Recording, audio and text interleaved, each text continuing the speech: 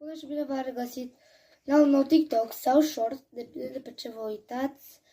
Ok, astăzi vom face pocnitori puternice și înainte să începem vreau să rupeți butonul de like și să dați subscribe, bineînțeles. Ok, să nu mai tragem de timp, hai să trecem direct la pocnitoare.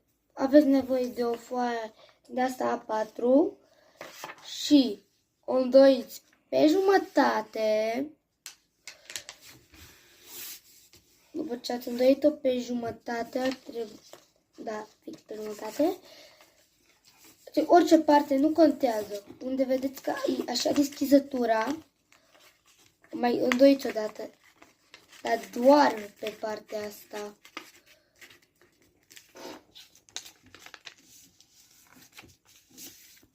Ok, o avem așa, da, bine asta.